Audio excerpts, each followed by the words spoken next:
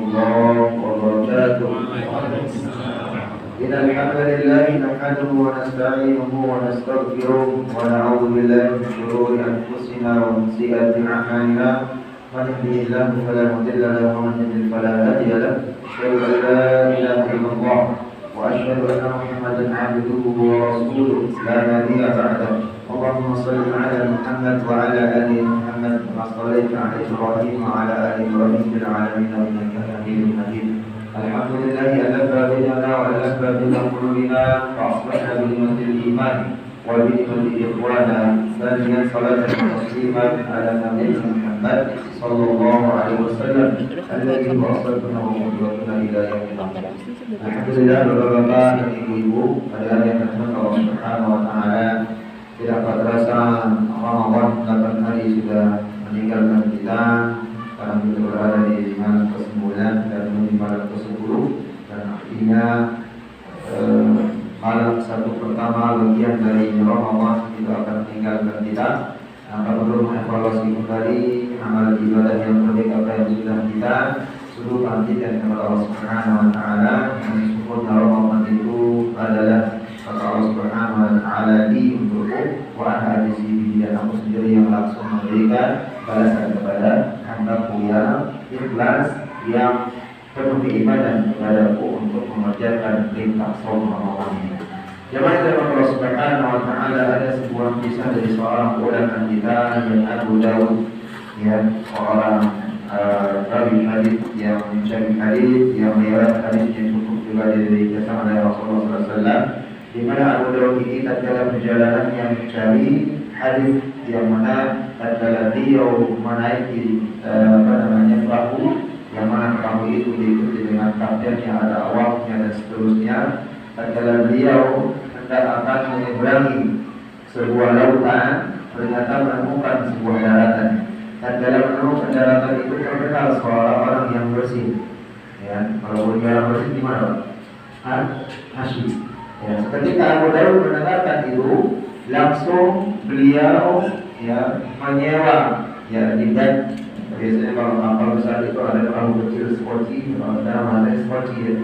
Jadi beliau mengambil seperti dengan meminta izin kepada kapten, kepada pimpinan daripada yang membawa kapal itu, awaknya langsung turun dan membayar 1 dirham.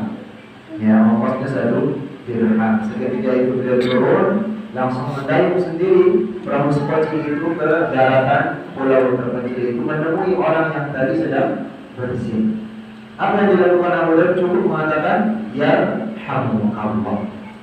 Dia capek-capek turun dari kapal besar, nyewa seperti dengan 1 dirham, mendayung sendiri sampai ke tengah daripada daratan itu karena mendengar orang yang bersih dan mengucapkan yarhamukallah. Lalu dia balik kembali ke kapal. Lalu orang-orang yang bersama Abu Dawud, begitu juga dengan awak kapal kapten, bertanya, apa yang hendak kamu lakukan? Sesungguhnya aku mendengar seseorang yang sedang bersih di pulau itu, dan aku menyewa seperti dengan 1 dirham, mengayung sendiri, hanya cukup menggunakan mendoakan yarhamukallah. Bisa saja doa orang itu salah satu doa yang diistijabah Allah Subhanahu wa Ta'ala. Jadi kita tidak tahu doa yang mana yang dikabulkan oleh Allah Subhanahu wa Ta'ala. Itu tawakulnya yang luar biasa yang ada Abu Dawud, Imam Abu Dawud. Lalu seketika itu perjalanan terus berjalan sampai tiba malam. Semua awak kapal itu tertidur, termasuk kapten, termasuk Abu Dawud. Seketika di malam yang hening itu, para awak kapal mendengarkan suara. Mendengarkan suara dari malaikat. Dalam kondisi mereka terlelap itu dalam mimpinya. Sesungguhnya Abu Dawud membeli surga dengan harga 1 dirham. Luar biasa. Jadi kecil kelihatan dari 1 dirham dia. Amalannya Abu Dawud ini dalam menyewa seperti dengan 1 dirham, lalu mengucapkan membalas tatkala orang bersih itu, tatkala orang hasyim bersih, dia mengucapkan alhamdulillah, lalu kita membalasnya dengan Allah. Dan orang yang bersih tadi kembali mengatakan kecil, tapi ternyata dalam hal ini Abu Dawud membeli surga dengan senilai 1 dirham. Maka hikmah yang kita ambil dari pelajaran dari Abu Dawud seorang ulama hadis yang mana hal ini sekecil apapun amalan kita, tapi berikhlas kepada Allah Subhanahu wa taala, maka itu akan bernilai besar di sisi Allah. Dan bahkan alhamdulillah ada amalan besar, tapi dia dengan ria, dengan ujub, dengan memamerkan, itu tidak bernilai akan gugur. Maka Rasulullah SAW mengatakan, ya, sesungguhnya Allah Subhanahu wa taala itu mencintai amalan, ya, adwa mahawai amal. Ya, sedikit akan tetapi didawamkan terus tidak pernah diputus, tapi tetap menjaga keikhlasan, menjaga daripada keikhlasannya. Sama halnya dengan amalan seseorang yang mana dikisahkan di dalam kisah, yang mana ini juga cukup masyhur, seorang ulama yang begitu terkenal alim faqih di zamannya, namanya Abdul Mubarak. Dia ulama yang luar biasa di zamannya, dan kala itu musim haji. Ketika musim haji datang, dia berhaji di Ka'bah, selesai melaksanakan haji di Ka'bah karena keletihannya, dia menyender di Ka'bah. Tiba-tiba dia tambah sadar karena capek, itu tidur. Nah, di sela-sela tidurnya, Abu Mubarak ini seorang ulama yang alim faqih, seorang yang dikenal di zamannya, orang yang begitu dalam ibadah yang luar biasa, taat kepada Allah Subhanahu wa taala. Di sela dia tertidur di samping Ka'bah, dia bermimpi mendengar dua orang malaikat yang bercakap. Apa percakapan malaikat ini? Satu, malaikat yang pertama mengatakan, berapa jumlah jamaah haji tahun ini? Lalu malaikat yang kedua menjawab, ya, 60.000 orang. 60.000 orang jamaah haji. Berapa di antara dari 60.000 itu yang diterima ibadah hajinya? Tidak ada satu pun dari 60.000 jamaah haji tahun ini yang diterima ibadah hajinya. Semuanya nilainya 0 kecuali satu orang. Kata malaikat yang mengatakan tidak ada diterima tadi. Ya, dia namanya muwafaq, tinggalnya di Damaskus tentang sholat sunnah.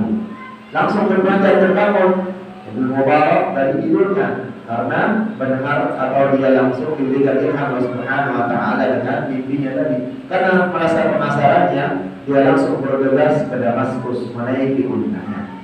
Ketika itu mencari langsung singkat cerita yang namanya muwafaq, dicari di pasaran, ketemu tukang sholat sunnah.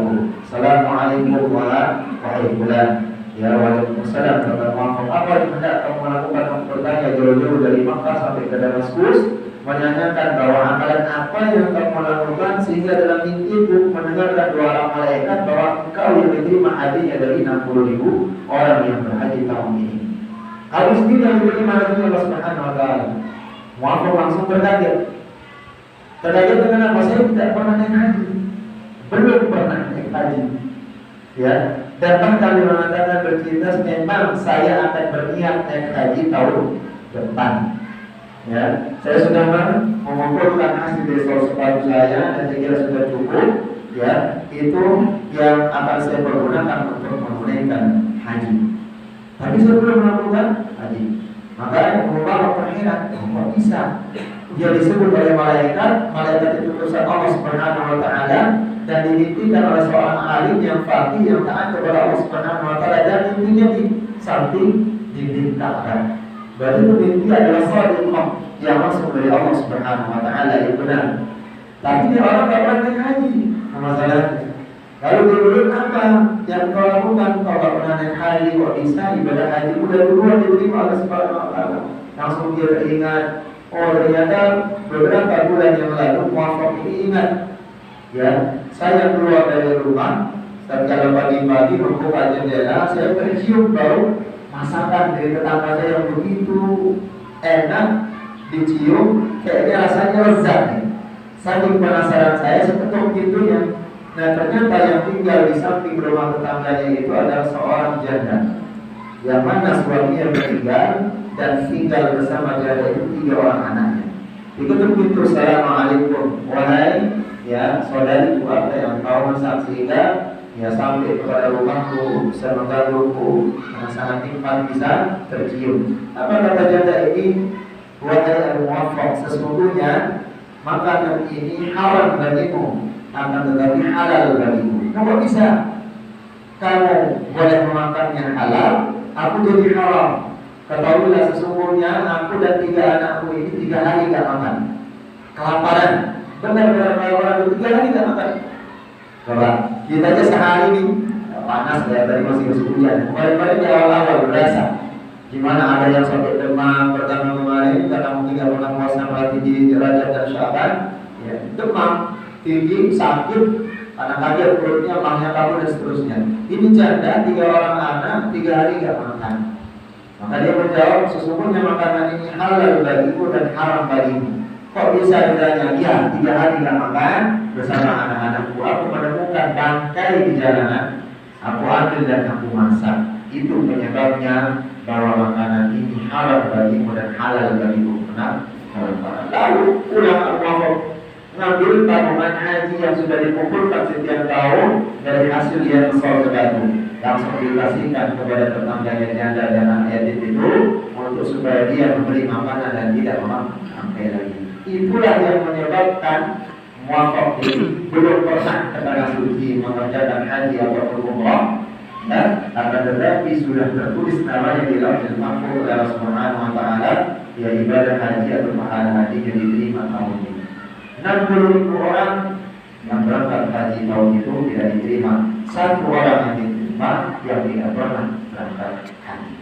Maka ini pelajaran bagi kita yang Subhanahu wa taala. Di samping kita melihat fakir miskin, ya, yang awal tadi yang sampai meremehkan perbuatan amalan yang kecil bisa bernilai tinggi di sisi Allah Subhanahu wa taala asalkan ikhlas mendawamkan. Tapi itu juga dengan haji-haji dengan, ya, tetangga kita, haji-haji dengan anak yatim, haji-haji dengan janda yang tadinya ditinggalkan meninggal atau tidak ada ahli warisnya. Maka itu adalah kewajiban daripada orang-orang yang terdekatnya. Kewajiban dari jamaah, begitu juga dan kewajiban daripada ahlul musalla ataupun ahlul masjid. Nah, sehingga amalan ini tentunya menjadi hal yang penting. Begitu juga ada Ramadan, ya, kita tidak tahu doa yang mana yang dikabulkan Allah, kita tidak tahu siapa yang dikabulkan doa yang Subhanahu wa taala. Jangan kita malu untuk meminta doa. Tidak ada jaminan seorang kiai ajarkan 20 hadis ataupun ustaz, syekh yang tidak berdoa yang Subhanahu wa taala diterima. Ya, kecuali dengan syarat-syarat yang tertentu, dia faqih, dia alim, penghafal Quran, ahli tafsir dan yang lainnya. Ya, dia tidak pernah memakan subhat, apalagi diharapkan Allah Subhanahu wa taala. Dan mohon maaf ya, dari saya ini bapak-bapak, kita masih meragukan doa kita diterima enggak sama Allah Subhanahu wa taala. Makanya jangan kita ragu untuk minta doa. Kita bisa sukses sekarang, ya, bisa bekerja PRT sukses, merantau dari kampung saya seperti ini. Mungkin bukan karena doa kita, mungkin dari doa orang tua kita, mungkin dari doa dari kakek nenek kita dulu dan seterusnya. Yang perlu kita catat adalah harta yang kita miliki ini, ya, atau kita tahu kalau dengan kerja kita sepanjang itu adalah rezeki yang aku dapat dengan cerita yang itu bukan, ya. Akan tetapi bekerja itu adalah perintah, bekerja itu adalah ibadah. Masalah rezeki itu adalah urusan Allah. Ya, jangan kita sibuk dengan mencari rezeki dengan angka-angka yang setiap bulan dapat, ya. Akan tetapi setelah kita meninggalkan dunia itu, angka-angka itu tidak akan pernah ikut dengan kita. Ya, cukup dengan 2,5 meter dikali 50-60, dilapis 2 kali, diikat dengan seadanya, tanpa ada jahit dan seterusnya. Itu yang kita akan bawa dengan begitu juga dengan amal kita. Semoga Allah Subhanahu wa taala memberikan taufik dan hidayah kepada kita. Semoga Allah Subhanahu wa taala memberikan keberkahan kepada kita, kepada keluarga kita, menjadikan keluarga yang anak keluarga kita yang sakinah dan mawaddah, menjadikan kita imam, seorang laki-laki yang mempunyai tanggung jawab kepada istri dan anak kita. Kita menjadi istri, ibu-ibu yang menjaga amanah, yang menjaga penghormatan daripada suami dan keluarganya. Akhirul kalam, saudara dan Allah Subhanahu wa taala. Assalamualaikum warahmatullahi wabarakatuh.